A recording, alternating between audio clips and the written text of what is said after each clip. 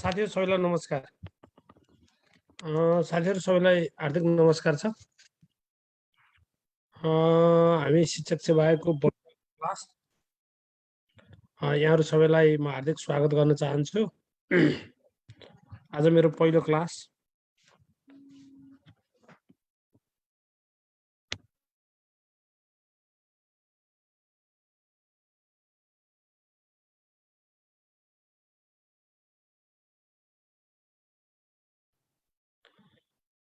म साथीहरु सबैलाई हार्दिक स्वागत गर्न चाहन्छु यो क्लासमा।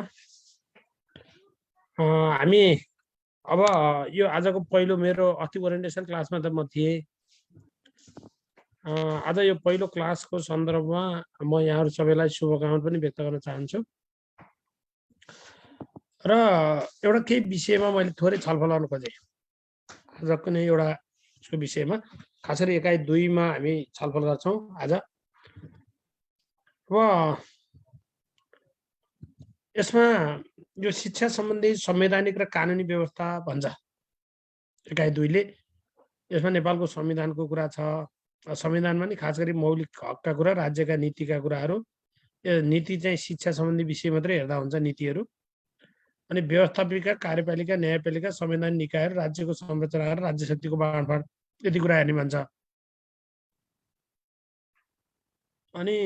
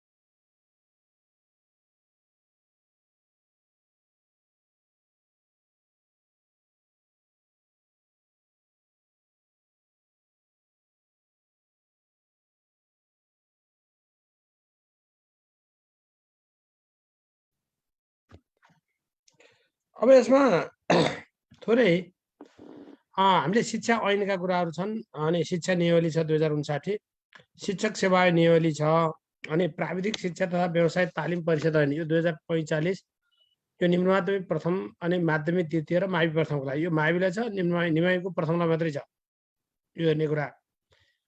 स्थानीय सरकार सञ्चालन ऐन 2074 को कुरा छ, शिक्षासँग सम्बन्धित मात्रै पढ्ने भन्छ यसले। अनि अनिवार्य तथा निःशुल्क शिक्षा ऐन 2075 को कुरा छ, अनिवार्य तथा निःशुल्क शिक्षा ऐन 2075 को कुरा छ। र अनिवार्य तथा निःशुल्क शिक्षा नियावली 2077 को कुरा छ, 77 को कुरा छ। यति कुराहरू यो शिक्षा सम्बन्धी संवैधानिक र कानुनी व्यवस्था अन्तर्गत हामीले पढ्नुपर्छ। एक हिसाबले हाम्रो 1, 2, 3 युनिटबाट हामीलाई एउटा लङ क्वेसन आउने र 10 वटा अब्जेक्टिभ क्वेसन आउने हो। त्यो भएको हुनाले यो ऐन नियमको पाठ कस्तो छ भने हामीलाई अलिकति सोझै क्वेसन पनि आउँदैन है। अब्जेक्टिभ त सोझै हुने भयो, भित्रको मसिनो कुरा हेर्नु पर्यो। अब विषयगतको सन्दर्भमा अलिकति घुमाएर क्वेसनहरू सोध्ने अवस्था चाहिँ सिर्जना हुन्छ। मैले त्यो कुरा साथीहरूलाई चाहिँ जनाएँ। अब यसमा हामी शिक्षा ऐनको बारेमा हामी छलफल गर्छौँ। शिक्षा ऐनको बारेमा आज छलफल गर्छौँ। अब यो शिक्षा ऐन भनिसकेपछि यसबाट के कस्ता क्वेसनहरू आउन सक्छ, विषयगत क्वेसनहरू। विषयगत क्वेसनहरू कस्ता कस्ता आउँछन् त्यो थोरै मैले विषयगत क्वेसनहरूको सन्दर्भमा हामी हेरौँ।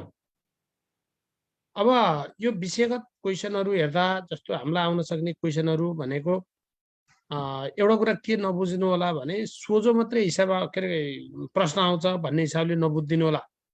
सोझो मात्रै प्रश्न आउँछ भन्ने हिसाबले नबुझिदिनु होला, नबुझिदिनु होला।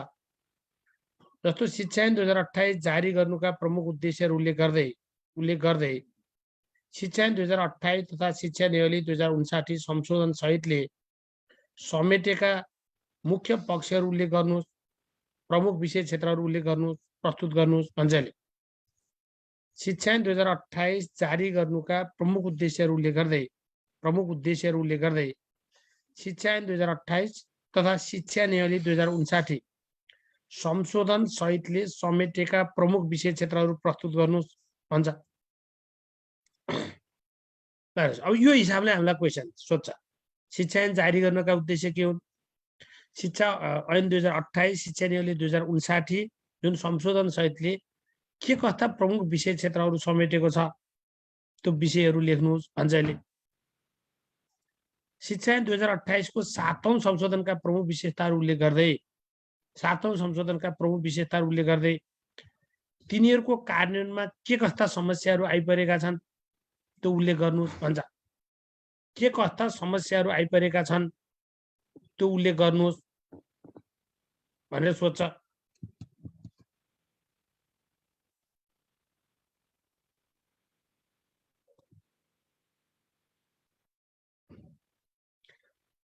मेरो साउन्ड राम्रो आएको छैन र?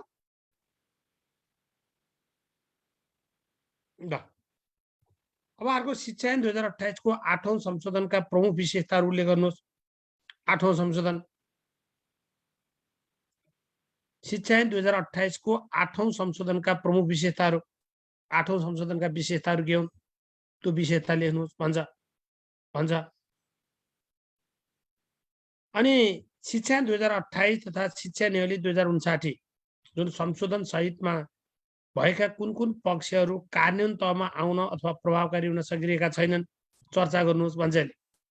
शिक्षा ऐन 2028 तथा शिक्षा न्यायावली 2059 जुन संशोधन सहितमा भएका कुन पक्षहरू कार्यान्वयन तहमा प्रभावकारी हुन सकेका छैनन् अथवा कार्यान्वयन तहमा आउन सकेका छैनन् तिनको चर्चा गर्नुहोस्। अब ऐनमा भएका विषयहरू कुन चाहिँ कार्यान्वयन हुन सकेनन्, कुन प्रभावकारी हुन सकेका छैनन् भन्ने सोध्छ। यो हिसाबले चाहिँ यसमा चाहिँ सोधिन्छ। जिल्ला शिक्षा समितिको गठन प्रक्रिया उल्लेख गर्दै जिल्ला शिक्षा समितिको काम, कर्तव्य, अधिकारहरू उल्लेख गर्नुहोस्। जिल्ला शिक्षा समितिको गठन प्रक्रिया उल्लेख गर्दै यो गठन प्रक्रिया उल्लेख गर्ने कुरा भयो। जिल्ला शिक्षा समितिको काम, कर्तव्य, अधिकारहरू उल्लेख गर्नुहोस्। काम, कर्तव्य, अधिकार उल्लेख गर्नुहोस् भन्यो यसले। यो हिसाबले बुझ्नु पर्यो। अनि सामुदायिक विद्यालय व्यवस्थापन समितिको गठन प्रक्रिया उल्लेख गर्दै विद्यालय व्यवस्थापन समितिले आफ्नो भूमिका कतिको प्रभावकारी रूपमा सम्पादन गरेको पाउनु भएको छ। एउटा गठन प्रक्रिया सोध्यो।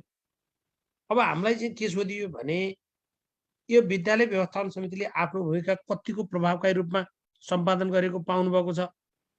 त्यसको भूमिका कस्तो छ भनेर चाहिँ समीक्षा गर्ने, विश्लेषण गर्ने वेबाट सोधियो। त्यस्तै सामुदायिक विद्यालय व्यवस्थापन समितिका मुख्य कार्यहरू, मुख्य भूमिकाहरू के हुन्, मुख्य कार्य अथवा मुख्य भूमिकाहरू के हुन् भनेर बुझ्नु पर्यो। अब विद्यालय व्यवस्थापन समितिको भूमिका प्रभावकारी हुन नसक्नका प्रमुख कारणहरूको चर्चा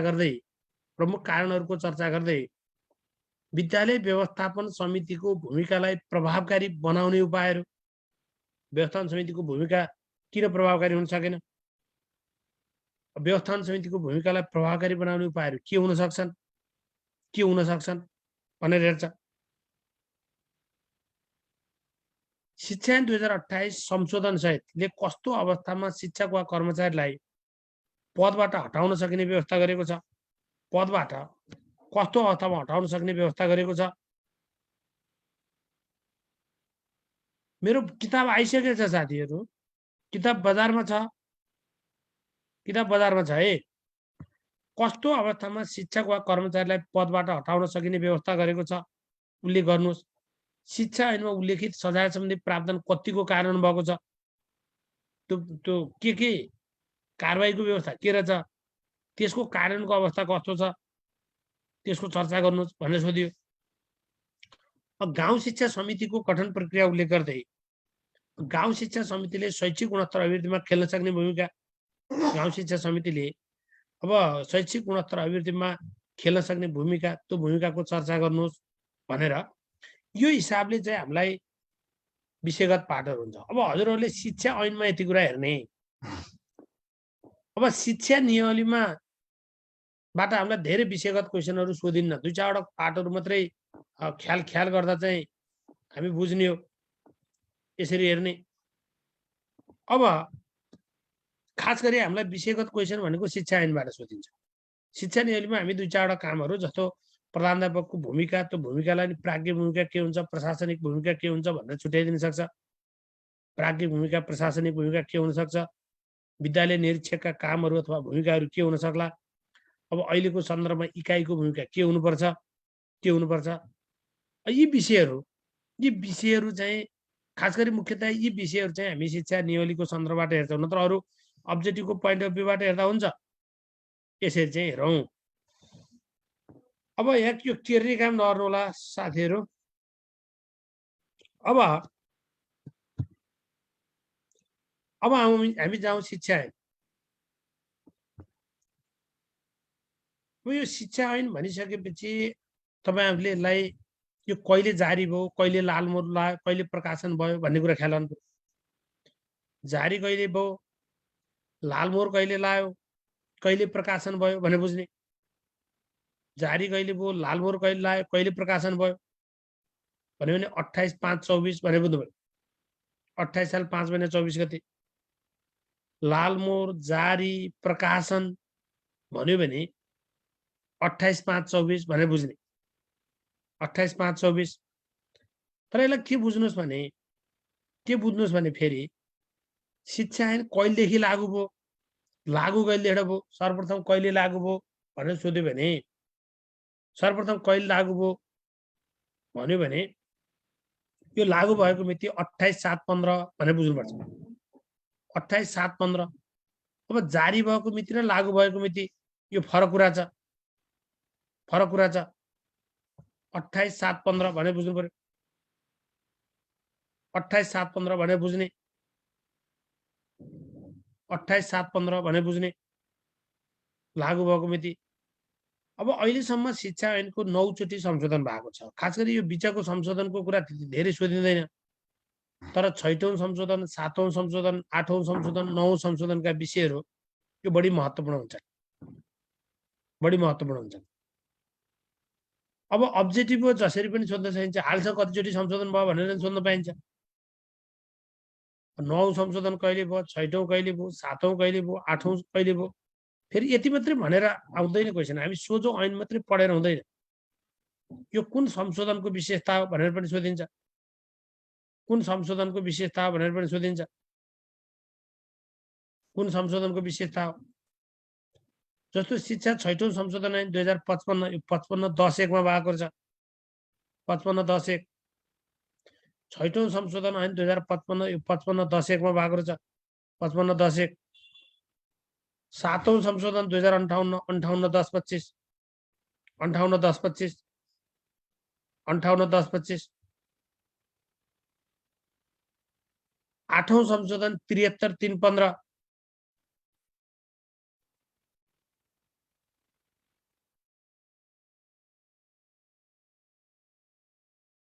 8औं संशोधन 73/3/15 73/3/15 8औं संशोधन 73/3/15 अनि 9औं संशोधन ऐन 74/7/6 मा भएको छ।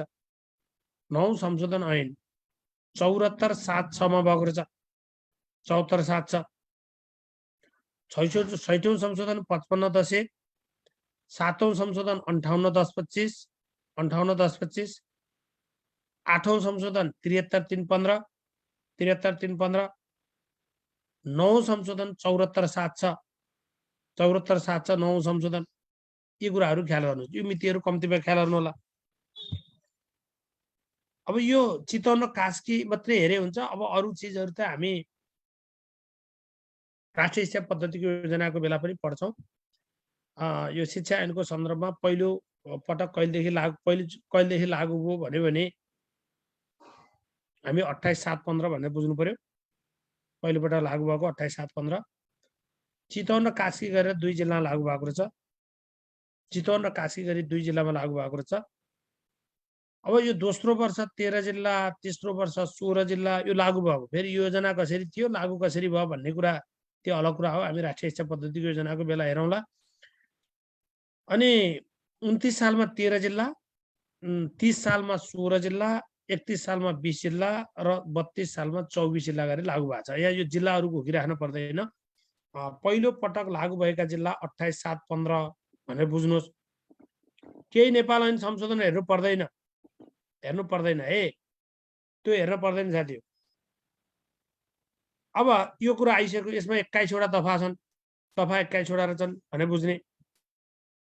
अब शिक्षा ऐन 2028 का प्रमुख उद्देश्यहरू के हुन्? अब हामीलाई क्वेसन त्यो सोध्यो, शिक्षा ऐन 2028 का प्रमुख उद्देश्यहरू के हुन् भनेर सोध्यो भने यसलाई कसरी लेख्ने त? तपाईहरुले उत्तर लेख्दा जहिले पनि 3टा कुराहरू बुझ्नुपर्छ। 3टा कुराहरू। थोरै परिचयात्मक कुरा लेख्ने है। अब प्रश्नमा कतिवटा खण्ड छन्, खण्ड छुट्याउनु पर्छ। एउटा कुरा त्यो ख्याल गर्नु, खण्ड छुट्याउनु पर्छ। मैले भनेको आशय बुझ्नुहोस्। जस्तो विद्यालय व्यवस्थापन समितिको भूमिका प्रभावकारी हुन सक्नका प्रमुख कारणको चर्चा गर्दै व्यवस्थापन समितिको भूमिकालाई प्रभावकारी बनाउने उपाय प्रस्तुत गर्नुहोस्। यो 5+5 को क्वेसन हो। अब पहिलो हेडिङ लेख्ने व्यवस्थापन समितिको भूमिका प्रभावकारी हुन सक्नका कारणहरू, अनि त्यसको बारेमा लेख्ने। लेख्दा के नि थोरै पृष्ठभूमि अथवा परिचय लेख्ने। अनि मेन कुरा चाहिँ बुदागत रूपले प्रस्तुत गर्ने। अनि त्यसपछि हामी निष्कर्ष, थोरैमा भए पनि 1-2 वाक्यमा भए पनि निष्कर्ष लेख्ने। त्यो एउटा प्रक्रिया हेर्नुपर्छ र मेन टेक्स्टलाई चाहिँ हामी बुदागत उत्तर दिन प्रयास गर्नुपर्छ। र परिचयात्मक कुरा पनि हामी कतिपय अवधारणा सोध्यो भने त्यो अवधारणागत कुरालाई पनि हामी बुदागत रूपले प्रस्तुत गर्न सक्छौं। अब यसले चाहिँ के गर्दिन्छ भने तपाई हाम्रो उत्तरलाई सिलसिलेवार गरिदिन्छ, प्रश्नले मागे अनुसारको उत्तर दिन्छ र बुदा चाहिँ अलिकति सठिक उत्तर चाहिँ दिने चाहिँ प्रयासहरू हामीले गर्नु चाहिँ आवश्यक छ। र समस्या र समाधानका उपायहरुमा खास गरी हामी समस्या पहिला पहिचान गरिसकेपछि त्यही समस्यालाई एड्रेस गर्ने गरी समाधानका उपायहरू खोज्नुपर्छ। त्यो भएर त्यसरी चाहिँ हेर्नु होला।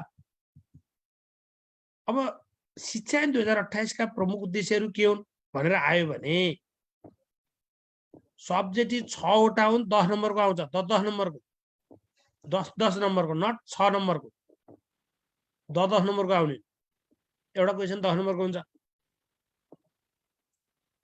अब हामीले यसलाई कसरी लेख्ने भन्दा राष्ट्रिय शिक्षा पद्धतिको योजना अनुरूप, राष्ट्रिय शिक्षा पद्धतिको योजना अनुरूप शिक्षाको आवश्यक व्यवस्था गर्न जारी गरिएको शिक्षा ऐन 2028 को प्रस्तावना उल्लेखित भए अनुसार यस ऐनका उद्देश्यहरू निम्नानुसार छन्।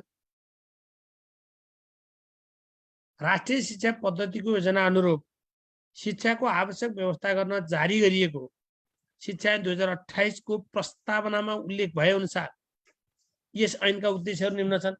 अब ऐनका उद्देश्य अन्तर्गत कल्पना गरेर ल्याउनु त होइन। थोरै परिचय कसरी लेख्ने, सन्दर्भ कसरी लेख्ने भन्ने कुरा। सन्दर्भ लेख्दा अब त्यही पृष्ठभूमिलाई हामीले ख्याल गर्ने हो। राष्ट्रिय शिक्षा पद्धतिको योजना अनुरूप जुन शिक्षाको आवश्यक व्यवस्था गर्न जारी गरिएको शिक्षा ऐन 2028 को प्रस्तावनामा उल्लेख भए अनुसार यस ऐनका उद्देश्यहरू चाहिँ निम्न रहेछन्।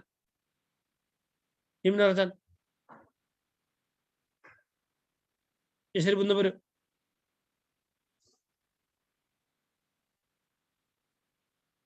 अब यसरी चाहिँ बुझौं। अब यसले उद्देश्यहरू के भनिदियो? राष्ट्रिय विकासका लागि चाहिने जनशक्ति तयार गर्ने, राष्ट्रिय विकासका लागि चाहिने जनशक्ति तयार गर्ने। ठ्याक्कै त्यसलाई अलिकति पृष्ठभूमिगतको हिसाबले लेख्नुभयो। संघीय लोकतान्त्रिक गणतन्त्रात्मक व्यवस्था अनुकूल सर्वसाधारण जनताको सदाचार, शिष्टाचार र नैतिकता कायम राख्ने। संघीय लोकतान्त्रिक गणतन्त्रात्मक व्यवस्था अनुकूल सर्वसाधारण जनताको सदाचार, शिष्टाचार र नैतिकता कायम राख्ने। मुलुकमा स्थापना भएका र हुने विद्यालयको व्यवस्थापन सुधार गर्ने र गुणस्तरयुक्त शिक्षाको विकास गर्ने भन्छ। गुणस्तरयुक्त शिक्षाको विकास गर्ने। अब यसरी चाहिँ उद्देश्यले हेर्नु पर्यो। यो चिज हामी कसरी लेख्ने हो, कसरी लेख्ने, यो कहाँबाट आयो, तपाईँ हामीले सोझै उ गरेर गर्न पनि सकिन्न। अब सोझो गरेर मात्रै पनि हुँदो रहेछ। जस्तो मैले हजुरलाई शिक्षा ऐन देखाएँ,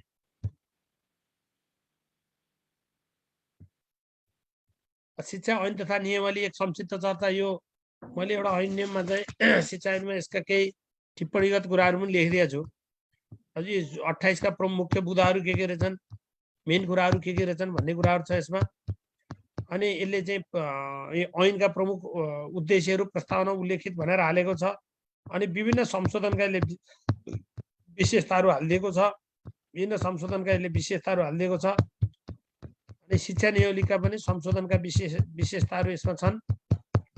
यो कहाँबाट ल्याएको भन्दै यसबाट ल चाहिँ यो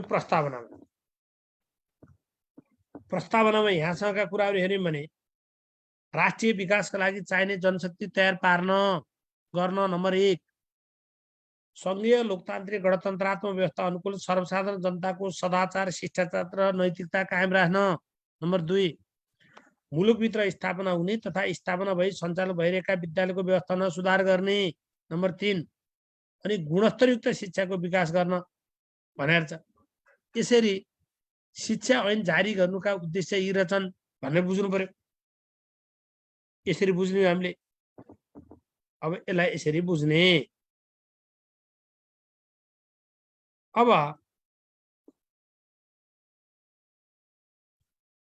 त्यो हिसाबले बुझ्नु पर्यो। अब यो शिक्षा ऐनको त पीडीएफ पाइँदैन साथी, शिक्षा ऐनको है, ऐन त किन्न पर्यो, ऐनको किताब त किन्न पर्छ। ऐनको किताबको पीडीएफ त पाइँदैन, त्यो बजारमा छ ऐनको किताब है। अब यो हिसाबले तपाईँ हामीले यसलाई हेर्नु पर्यो। यसरी चाहिँ अब शिक्षा ऐन 2028 का प्रमुख उद्देश्यहरू भन्यो भने यसरी हेरिदिनु पर्यो।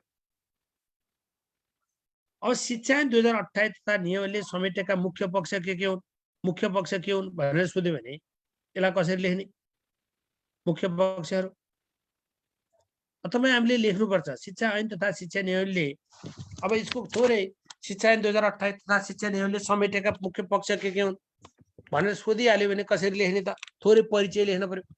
एकैचोटि झ्याप्पै संरचनागत कुरा लेखिदिएर भएन ए। अब राष्ट्रिय शिक्षा पद्धतिको योजना अनुरूप शिक्षाको आवश्यक व्यवस्था गर्न जारी गरिएको शिक्षा ऐन 2028 र सोका आधारमा तयार गरिएको शिक्षा नियमले विद्यालय शिक्षालाई व्यवस्थित गर्न विभिन्न संरचनागत व्यवस्थाहरू गरेको पाइन्छ। संरचनागत व्यवस्थाहरू अथवा विभिन्न प्रबन्धहरू गरेको पाइन्छ। शिक्षाको व्यवस्थापन गर्नका लागि आवश्यक संरचनाहरूको निर्माण गर्ने, आवश्यक कानुनी प्रबन्ध गर्ने, शिक्षक दरबन्दी, शिक्षकको व्यवस्थापनदेखिका पक्षहरूलाई एउटा स्पष्ट दिशानिर्देश गर्ने लगायतका विद्यालय क्षेत्रका समग्र पक्षलाई शिक्षा ऐन तथा शिक्षा नियमले समेटेको छ। खास गरी शिक्षा ऐन 2028 तथा शिक्षा नियमले समेटेका मुख्य पक्षलाई दिएका बुदाहरूद्वारा वर्गीकरण गरी हेर्न सकिन्छ अथवा प्रस्तुत गर्न सकिन्छ अथवा प्रस्तुत गरिएको छ। प्रस्तुत गरिन्छ भने थोरै परिचयात्मक कुरा लेख्ने। अनि संरचनागत कुरा, अब शिक्षा विभाग लेखिरहनु पर्न, अहिले शिक्षा तथा मानव विकास केन्द्र छ र केन्द्रीय स्तरका प्राविधिक प्रकृतिका कार्यहरू भनेर राखेको छ। संरचनागत कुरामा निर्देशनालय र शिक्षा विकास तथा समन्वय इकाइको संरचना छ, त्यो ऐन नियममा त्यो छ।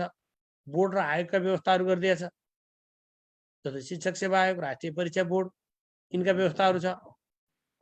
परिषद तथा समितिहरूको व्यवस्था छ, जस्तो केन्द्रीय तहका प्राविधिक निकायसँग सम्बन्धित विभिन्न समिति, जस्तै राष्ट्रिय पाठ्यक्रम विकास तथा मूल्याङ्कन परिषद, शैक्षिक जनशक्ति विकास परिषद, दूर शिक्षा समिति, राष्ट्रिय अनौपचारिक शिक्षा परिषद आदि कुराहरू भित्र छन्।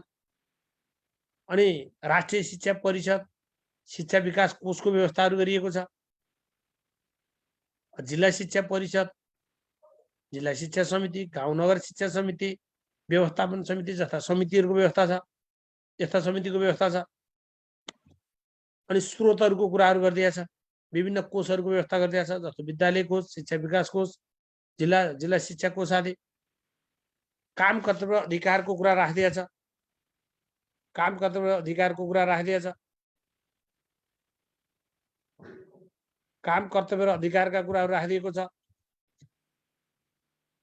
भनेको ती उल्लेखित संस्थाका प्रमुख र विभिन्न समितिहरू, ती समितिका काम कर्तव्य अधिकारको बारेमा उल्लेख छ। विद्यालयको कुरा राखेको छ, विद्यालयको प्रकार, अनुमति, स्वीकृति, खारेजी, सम्पत्ति व्यवस्थापन आदि विविध पक्ष छन्।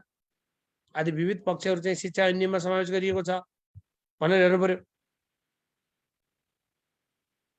एउटै हो, यो तिनै तहले पढ्ने कुरा हो है।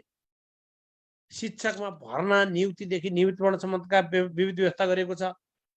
शिक्षकको भर्ना, नियुक्तिदेखि यो निवृत्तिकरणसम्मका विविध व्यवस्था गरेका छ। अब विद्यार्थीको भर्ना, परीक्षा, आचार संहिताका कुरा छन्। भर्ना छ, परीक्षा छ, आचार संहिताका कुरा छन्।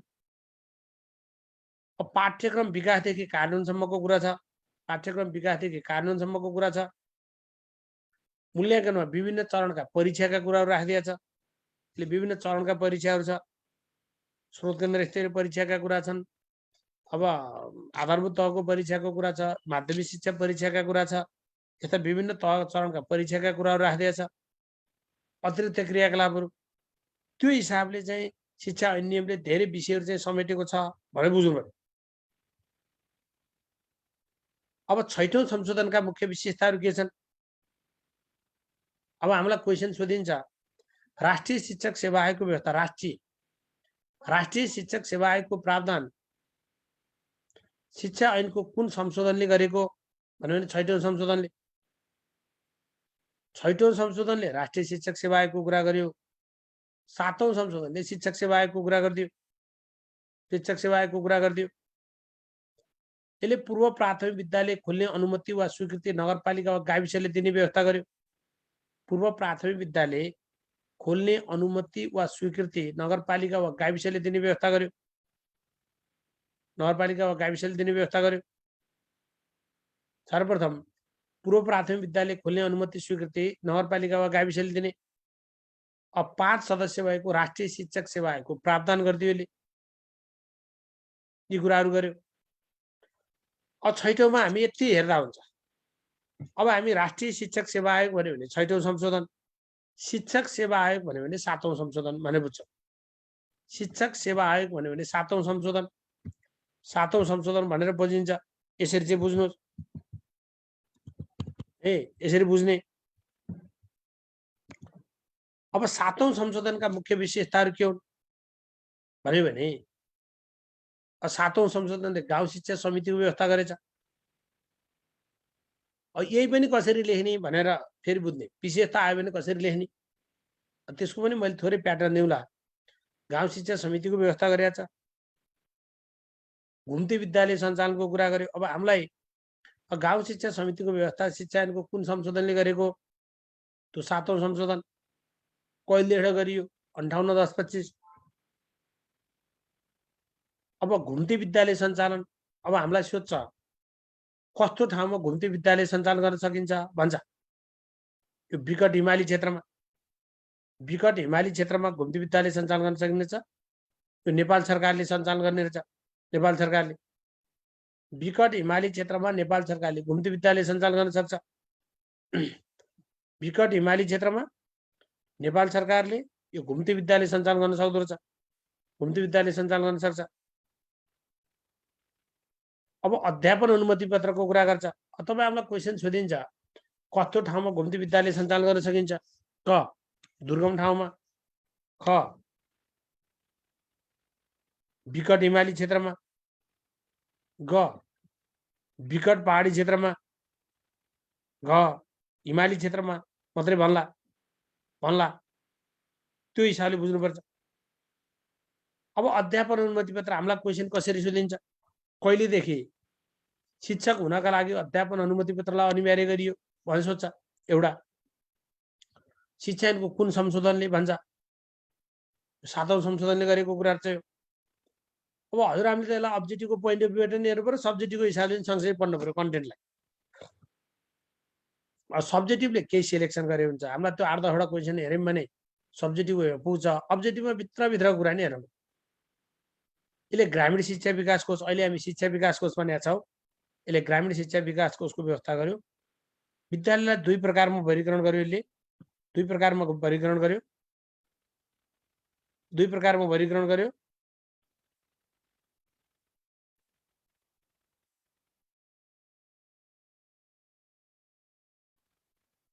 विद्यालय वर्गीकरण दुई प्रकारका, एउटा सामुदायिक र अर्को संस्थागत। विद्यालय वर्गीकरण दुई प्रकारका, एउटा सामुदायिक, अर्को संस्थागत। अब संस्थागत विद्यालय पनि दुई प्रकारका रहेछन्, एउटा कम्पनी रहेछ, अर्को गुठी रहेछ। गुठी पनि दुई प्रकारका रहेछन्, सार्वजनिक र निजी। अब विद्यालयलाई के अरे सामुदायिक र संस्थागत गरी दुई किसिममा वर्गीकरण गर्ने काम सर्वप्रथम शिक्षा ऐनको कुन संशोधनले गरेको भन्यो भने 7औं संशोधन भने बुझ्नु पर्यो। 7औं संशोधन भने बुझ्ने है, यसरी बुझ्ने। अब यहाँ रुद्रजीले सोध्नुभयो सुत्केरी स्याहार र महिला शिक्षाको व्यवस्था छुट्टै संशोधनले गरेको व्यवस्था उल्लेख गर्नु पर्छ कि पर्दैन भन्नु। त्यो कुरा शिक्षा ऐनमा होइन भाइ साथीहरू, यो शिक्षा ऐनमा होइन, यो शिक्षा नियमले गरेको व्यवस्था हो। शिक्षा नियमको संशोधन, अहिले हामी शिक्षा ऐनको संशोधनको कुरा पढाएको छौँ। शिक्षा ऐनको, नट नियमावली। ऐनले गरेका प्रमुख विशेषताका कुरा हेर्ने। हजुरहरूलाई 6औं संशोधनका विशेषताहरू के भनेर लिखितमा खासै नसोध्ला। खास 7औं र 8औं को सोध्छ, 9औं को सोध्दैन, किन 9औं को त्यो विषयगत लेख्ने डोजको चाहिँ क्वेसनै पुग्दैन। यो हिसाबले बुझ्नु पर्यो। अब यसले विद्यालयको वर्गीकरणको कुरा गर्यो, जुन दुई प्रकारका विद्यालय, सामुदायिक र संस्थागत विद्यालय। संस्थागत पनि दुई प्रकारका हुन्छन्, अब कम्पनी र गुठी, गुठी पनि दुई प्रकारका हुँदो रहेछन्, सार्वजनिक र निजी। यसलाई शिक्षक युनियनको व्यवस्था गर्यो, शिक्षक युनियनको व्यवस्था गर्यो। अनि राष्ट्रिय शिक्षक सेवा आयोगलाई शिक्षक सेवा आयोगको रूपमा नामाकरण गर्यो। अब कहिले एउटा शिक्षक सेवा आयोग बनाइयो भन्यो भने 58-10-25 7औं संशोधन भने बुझ्ने। अब हजुरहरूलाई क्वेसन आयो, अब उत्तर कसरी दिने त? हजुरहरूलाई क्वेसन आयो 7औं संशोधनका विशेषता र कार्यान्वयनका समस्या भन्यो भने थोरै सन्दर्भ दिने रहेछ। सन्दर्भ कसरी दिने? शिक्षा ऐन 2028 2058-10-25 मा गरिएको शिक्षा ऐन 2028 को 7औं संशोधनले शिक्षा क्षेत्रको को व्यवस्थापकीय प्रबन्ध, गुणस्तर सुधार, पहुँचको अभिवृद्धि गर्ने काममा टेवा पुर्याउने उद्देश्यले विभिन्न किसिमका नीतिगत व्यवस्था र विभिन्न किसिमका परिवर्तनहरू गरेको पाइन्छ। तर ती परिवर्तनहरूको कार्यान्वयनका सन्दर्भमा विभिन्न किसिमका चुनौतीहरू चाहिँ देखा परेका छन्। 7औं संशोधनले, शिक्षा ऐनको 7औं संशोधनले गरेका परिवर्तन अथवा चाहिँ गरेका परिवर्तन भन्ला अथवा विशेषता र तिनको कार्यान्वयनमा देखिएका समस्याहरूलाई दिएअनुसार प्रस्तुत गरिन्छ भन्ने। अनि ठ्याक्क विशेषता दिने अनि त्यो विशेषता अनुसारका चुनौतीहरू दिने। जस्तो मैले एउटा हजुरहरूलाई सोधेँ, अघि नै यहाँ भएको विशेषता भित्र जाउँ।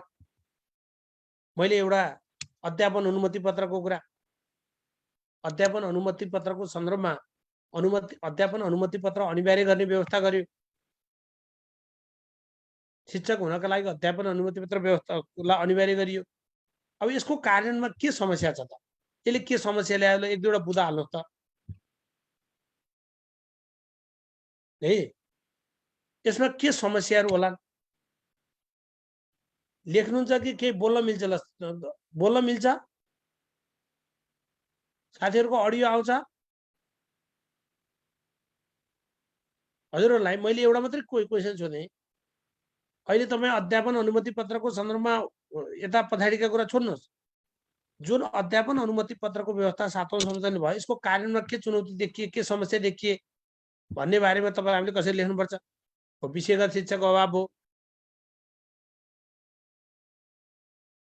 साइन्समा गाह्रो भयो भन्नुभयो, सब्जेक्ट टिचर लाइसेन्सवाला पाउन गाह्रो भयो,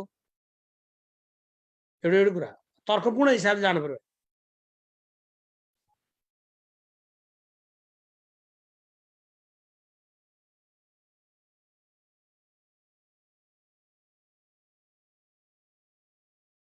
lack of teacher in some subject तिनै कुरा आयो।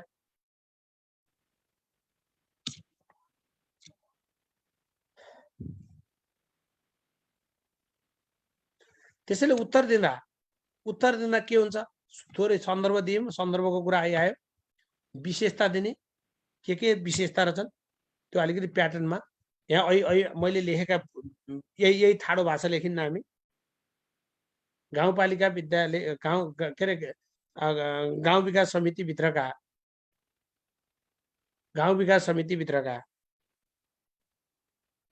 विद्यालयहरूको सञ्चालन, रेखदेख र व्यवस्थापन गर्नका लागि गाउँ शिक्षा समितिको व्यवस्था भनेर लेखिन्छ। लेख्दा शिक्षक हुनका लागि अध्यापन अनुमति पत्र अनिवार्य लिनुपर्ने व्यवस्था यसरी लेख्नु पर्यो। अनि विकट हिमाली क्षेत्रमा घुम्ती विद्यालय सञ्चालन गर्न सक्ने व्यवस्था, यस्तै विषयहरू चाहिँ हामी लेख्छौँ। अब यिनै विषयहरूको सन्दर्भबाट हामीले चाहिँ लेख्नु पर्यो, विशेषता दिने, विशेषता अनुसार समस्या दिने, अनि त्यसको निष्कर्ष दिन सक्छौँ। जस्तो शिक्षक हुन अध्यापन अनुमति पत्र, यो दुर्गम एवं पहाडी क्षेत्रमा शिक्षकको अभाव भयो, एउटा त्यो भयो। विज्ञान, गणित, अङ्ग्रेजी, लेखा, कम्प्युटर जस्ता विषयमा अध्यापन अनुमति पत्र प्राप्त शिक्षक पाउनै कठिन भई पठन पाठनमा समस्या भयो। थाई शिक्षकलाई सामान्य कक्षा अवलोकनका आधारमा अनुमति पत्र वितरण गर्नाले यसको गुणस्तर चाहिँ मर्म अनुसार अगाडि बढ्न सकेन। ल्याउन त ल्याइयो, क्वालिटी बढाउनका लागि ल्याएको, तर यसले क्वालिटीमा खासै सुधार ल्याउन सकेका छैन, रिजल्ट त केही दिन सकिएन। हामी अध्यापन अनुमति पत्रले रिजल्ट त केही दिन सकेका छैन। हामीले सोचेको गुणस्तर बढाउन मर्म अनुसार अगाडि बढ्न नसकेको, यता विशेषता लेख्नुहोस्, यता कानुनमा देखिएका चुनौती लेख्नुहोस्। सबैलाई एकै खालको अध्यापन अनुमति पत्र र यसलाई नवीकरण गर्नुपर्ने व्यवस्था नगरिँदा प्रभावकारिता नदेखिएको, यसको इफेक्टिभ देखिन सकिएन, प्रभावकारिता देख्न सकिएन भने बुझ्नु पर्यो त्यसरी। अब धेरै गाउँपालिकामा गाउँ शिक्षा अब यति कुरा लेख्ने, अरू केही थप्न मन लाग्छ भने थप्न सकिन्छ। हामी यसलाई हामी सबै तहका के अरे निजी स्रोत लगायत अरूमा पनि हामी अनिवार्य गर्न सकेका छैनौँ। अहिले पनि त्यो पनि एउटा समस्याको रूपमा छ।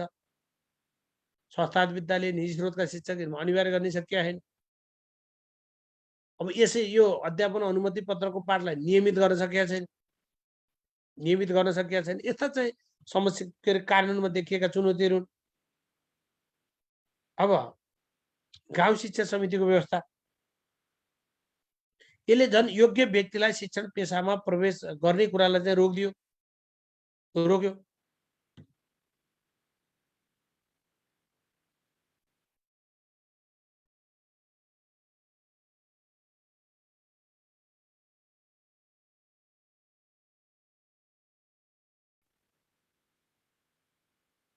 अब गाउँ शिक्षा समितिको व्यवस्था के भयो, धेरै गाउँपालिकामा गाउँ शिक्षा समिति गठन नै हुन सकेन। गठन भएका पनि निष्क्रिय भए। नगर शिक्षा समितिको यसले व्यवस्था गरेन, गाउँपालिका मात्रै गर्ने, नगरपालिका नगर्ने, त्यो व्यवस्था गर्न सकेन। त्यो पनि एउटा च्यालेन्ज हो। अब ग्रामीण शिक्षा विकास कोषको व्यवस्था गर्यो, तर ग्रामीण शिक्षा विकास कोषको स्थापना परिचालनै हुन सकेन। यो परिचालन भएन, स्थापनै भएन, व्यवस्थाहरू, तर यो चाहिँ कार्यान्वयन आएन। अर्को अभिभावकलाई परिभाषित गरी अभिभावक मध्येबाट अध्यक्ष सहित 4 सदस्य रहने विवेशमा रहने व्यवस्था गर्यो। अभिभावकलाई परिभाषा गरिदियो, अभिभावक मध्येबाट अध्यक्ष सहित 4 जना चाहिँ विवेशमा रहने व्यवस्था गर्यो। अभिभावकले निर्वाचित गर्ने व्यवस्था गरिदियो। यसले गर्दा के भयो, विद्यालय विकासमा उल्लेख्य योगदान गर्ने व्यक्ति विवेशकको अध्यक्ष अथवा जिम्मेवारी लिनबाट वञ्चित भए। राजनीतिकरणको सम्भावना भयो। पुरा अभिभावक भेलाड छान्ने गर्दा राजनीतिकरण एवं विद्यालय द्वन्द्वको अवस्था सिर्जना हुनु गयो। यो के अरे लामो समय व्यवस्थापन समिति गठन गर्ने प्रक्रिया चाहिँ के भइदियो, अलि जटिल भइदियो। यी चाहिँ यसका चुनौतीका कुराहरू भए। अब विकट हिमाली क्षेत्रमा घुम्ती विद्यालय, यो भन्न त भनियो, तर त्यसको स्रोतको व्यवस्था कसरी गर्ने हो, कसले गरिदिने हो, त्यसको मोडालिटी के हो, त्यो आवश्यक स्रोतको व्यवस्था गर्नै कठिन भयो। मुस्ताङका पोखरा ल्याएर पढाउँछन्, स्रोत कसले दिने, त्यो महँगो छ, खर्चिलो छ, त्यसैले स्रोतको व्यवस्थापन गर्ने कुरा कठिन भयो। विद्यालय वर्गीकरण सामुदायिक र संस्थागत बनियो। संस्थागत विद्यालय कम्पनीको रूपमा दर्ता गर्न सक्ने व्यवस्था गरियो। अब यसले संस्थागत विद्यालय कम्पनीको रूपमा सञ्चालन गर्न दिँदा शैक्षिक व्यापारीकरणको अवस्था सिर्जना भयो। एउटा व्यापारीकरण भयो। अर्को गुठी पनि मर्म अनुसार के अरे सेवामूलक हुन सकेन। गुठीलाई हामी सेवामूलक बनाउन खोजेको, अनुमति त गुठीको रूपमा लिए, तर ती चाहिँ के हुन सकेनन्, ती सेवामूलक हुन सकेनन् है। गुठी पनि के हुन सकेनन्,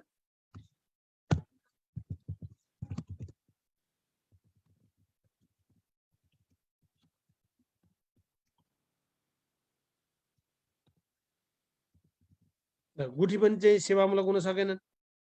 यो हिसाबले हेर्नु पर्यो। अनि शिक्षक युनियनको व्यवस्था, युनियन भने साझा संस्था भने पेशागत हकितलाई यो चाहिने विषय हो। तर यो चाहिँ शिक्षक युनियनको व्यवस्था गरियो भने राजनीतिक दल अनुसारका भातृ सङ्गठन यथावतै रहे। झन् के अर्थ रह्यो, हामी युनियन महासङ्घ भन्यौँ, तर त्यो दलका भातृ सङ्गठन चाहिँ हाबी नै भए, त्यो खोलिए, ती यथावत रहे। त्यसले गर्दा कार्य सम्पादनमा झन् नकारात्मक असर पर्यो।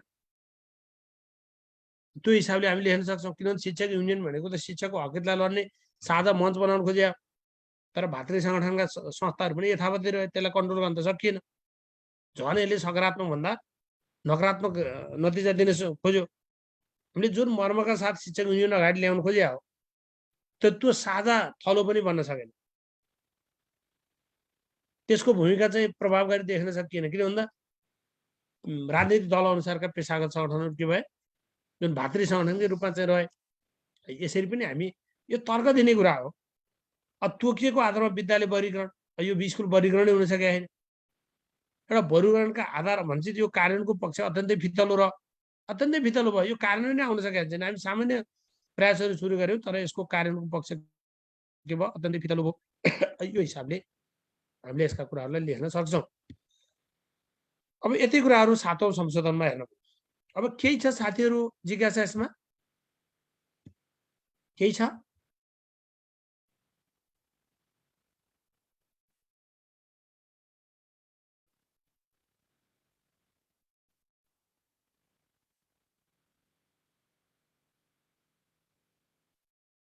छैन?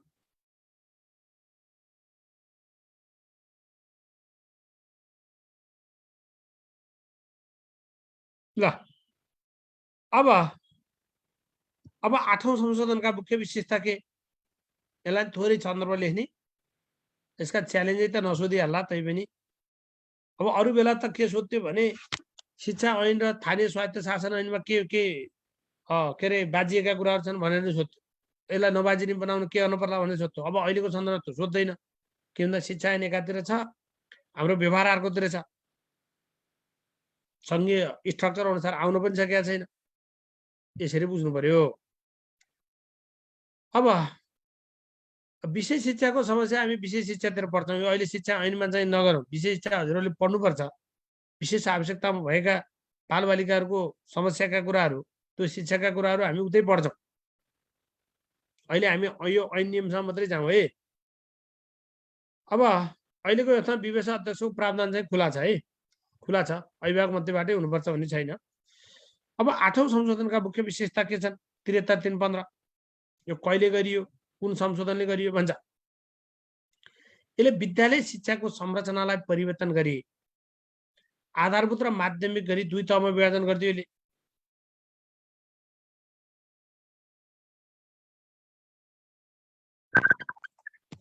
यसलाई यसरी बुझौँ।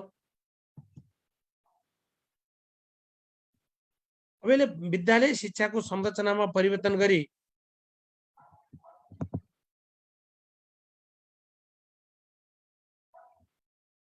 यो संरचनामा परिवर्तन गरी आधारभूत र माध्यमिक गरी के अरे परिवर्तन गरी आधारभूत र माध्यमिक गरी 2 तहमा विभाजन गर्यो।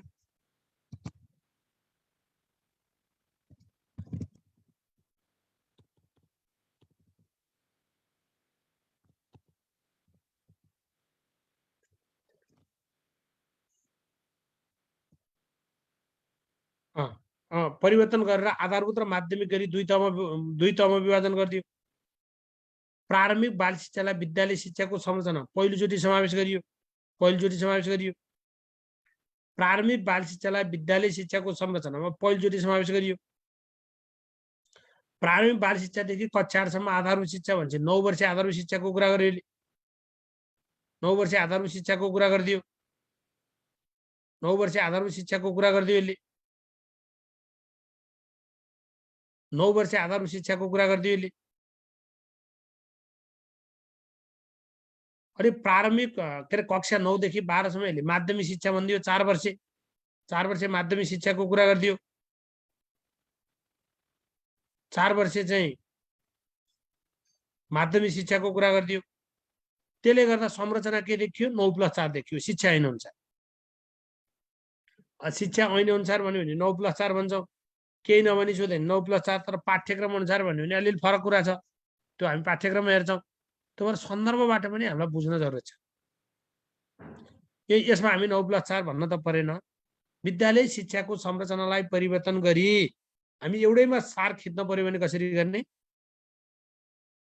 प्रारम्भिक बाल शिक्षादेखि कक्षा 8 सम्म आधारभूत शिक्षा र कक्षा 9-12 लाई माध्यमिक शिक्षा बनाइयो भनेर एउटै बुदा लेखिने हुन्छ। विद्यालय शिक्षाको संरचनामा परिवर्तन गरी प्रारम्भिक बाल शिक्षादेखि कक्षा 8 सम्म आधारभूत तह र कक्षा 9-12 लाई माध्यमिक शिक्षा बनाइयो। एउटा मेजर कुरा आयो। अर्को, माध्यमिक शिक्षा परीक्षाको सञ्चालन व्यवस्थापन गर्नका लागि राष्ट्रिय परीक्षा बोर्डको व्यवस्था भयो। राष्ट्रिय परीक्षा बोर्डको व्यवस्था भयो। अब हामी शिक्षा ऐन भन्दा 9+4 भन्ने, पाठ्यक्रम अनुसार राष्ट्रिय पाठ्यक्रम प्रारूप भन्दा 1+8+4 भन्ने, त्यसरी बुझ्नु पर्यो। 1+8+4 भनेर बुझ्ने, यसरी ध्यान दिनु। अब पाठ्यक्रमले कक्षा 11 आधारभूत भनिदिएको छ। त्योभन्दा अगाडि 1 वर्ष अवधिको प्रारम्भिक बाल विकास र शिक्षा दिइनेछ भनेको छ। तर शिक्षा ऐनले हामीलाई क्लियरली के भनिदियो भने प्रारम्भिक बाल शिक्षादेखि कक्षा 8 सम्म आधारभूत शिक्षा भनिदिएको छ। 1 वर्ष अवधिको प्रारम्भिक बाल शिक्षा हुन्छ भन्छ। यसरी बुझ्नु पर्यो। माध्यमिक शिक्षा परीक्षाको सञ्चालन व्यवस्थापन गर्न राष्ट्रिय परीक्षा बोर्ड, यसरी बुझ्नु पर्यो। यसले माध्यमिक शिक्षाको प्रकार 3 प्रकार भनिदियो। माध्यमिक शिक्षाका कति प्रकार हुन्छन्? 3 प्रकार हुन्छन् भन्यो। एउटा साधारण, अर्को संस्कृत, अर्को प्राविधिक तथा व्यवसायिक। एउटा साधारण, अर्को संस्कृत, अर्को प्राविधिक तथा व्यवसायिक। 3 प्रकार हुने रहेछन्। 3 प्रकार।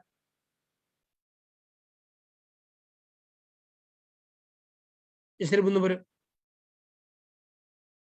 अब माध्यमिक शिक्षाको प्रकार 3 प्रकार भन्नु पर्यो। एउटा साधारण, अर्को संस्कृत, अर्को प्राविधिक तथा व्यवसायिक।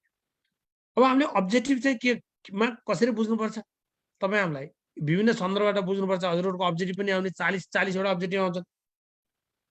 अब के बुझ्नु पर्यो भने यही क्वेसन शिक्षा ऐन अनुसार अथवा केही नभनिकन माध्यमिक शिक्षाको प्रकार अन्तर्गत दिएको कुन पर्दैन? साधारण, संस्कृत, प्राविधिक, व्यवसायिक र व्यवसायिक भन्दैला व्यवसायिक परेन। राष्ट्रिय शिक्षा पद्धतिको योजना अनुसार माध्यमिक शिक्षाको प्रकार अन्तर्गत कुन पर्दैन? होला त्यही अप्सन दियो। त्यो बेला प्राविधिक तथा व्यवसायिक पर्दैन। तर फेरि हामीलाई राष्ट्रिय पाठ्यक्रम प्रारूप अनुसार माध्यमिक शिक्षाको प्रकारमा दिएको कुन पर्दैन? क साधारण, ख संस्कृत, ग परम्परागत, घ प्राविधिक तथा व्यवसायिक भन्यो भने त्यो बेला संस्कृत पढ्थ्यो। हामी शिक्षा ऐनमा माध्यमिक शिक्षा 3 प्रकारका भन्यौँ। साधारण, संस्कृत र प्राविधिक व्यवसायिक। राष्ट्रिय पाठ्यक्रम प्रारूपले त्यो संस्कृतको सट्टा परम्परागत भनिदिएछ। संस्कृतको सट्टा परम्परागत भनिदियो। अनि राष्ट्रिय शिक्षा पद्धतिको योजना 2028 ले के भनेको छ? साधारण, संस्कृत र व्यवसायिक हुन्छ, 3 प्रकारका हुन्छ भनेको थियो। यसरी बुझ्नु पर्यो। अब शिक्षाको नीति निर्माणका लागि नेपाल सरकारलाई सल्लाह दिन राष्ट्रिय शिक्षा परिषदको व्यवस्था गर्ने कुरा गरियो। शिक्षाको नीति निर्माणका लागि नेपाल सरकारलाई सल्लाह दिन राष्ट्रिय शिक्षा परिषदको व्यवस्था गर्ने कुरा गरियो। अनि जिल्ला स्तरमा शैक्षिक विकासका लागि आवश्यक नीति तर्जुमा गर्न एउटा जिल्ला शिक्षा परिषद रहने कुरा गरिदियो। जिल्ला शिक्षा परिषद रहने कुरा गरिदियो। जिल्ला शिक्षा परिषद जिल्ला स्तरमा शैक्षिक विकासका लागि आवश्यक नीति तर्जुमा गर्न यसले जिल्ला शिक्षा परिषद रहने भन्यो। जिल्ला शिक्षा परिषद रहन्छ भने बुझ्ने, यसरी बुझौँ। अब यसले अस्थायी शिक्षाको व्यवस्थापनका लागि विशेष व्यवस्था गर्यो। नगर शिक्षा समितिको नि व्यवस्था गर्यो। हेर्नुहोस्, अब 8औं संशोधनका विशेषता नगर शिक्षा समितिको व्यवस्था गर्यो, 7औंले गाउँ शिक्षा समिति। अनि अध्यापन अनुमति पत्र सम्बन्धी विषयमा आयोगलाई सुझाव दिन शिक्षक काउन्सिलको व्यवस्था गरियो। लेखेर हामी त्यसरी लेख्नु पर्यो विषयगत आयो भने। विद्यालयलाई सुरक्षित क्षेत्रमा कायम गर्नुपर्ने व्यवस्था गरियो। अनि अर्को आधारभूत तहसम्मको शिक्षा अनिवार्य निशुल्क तथा माध्यमिक तहसम्म निशुल्क शिक्षा प्रदान गर्नको लागि नेपाल सरकारले आवश्यक स्रोतको व्यवस्था गर्ने भन्यो। आधारभूत तहसम्मको शिक्षा अनिवार्य निशुल्क तथा माध्यमिक तहसम्म निशुल्क शिक्षा प्रदान गर्नका लागि नेपाल सरकारले आवश्यक स्रोतको व्यवस्था गर्ने भन्यो। अब शिक्षक युनियनको सट्टा नेपाल शिक्षक महासंघ यसरी बुझ्नु पर्यो। यसरी हेरौँ, यसरी बुझौँ। शिक्षक युनियनको सट्टा नेपाल शिक्षक महासंघको व्यवस्था भयो। अनि अर्को मेजर कुरा, शिक्षक वा कर्मचारीले स्थायी आवश्यक अनुमति पत्र लिएमा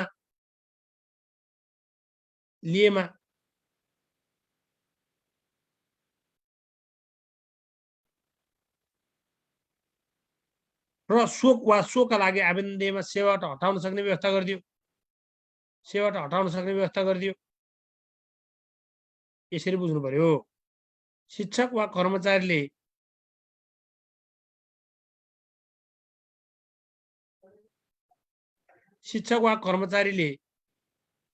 स्थायी आवश्यक अनुमति पत्र लिएमा वा शोका लागि आवेदन दिएमा सेवाबाट हटाउन सक्ने व्यवस्था गर्यो।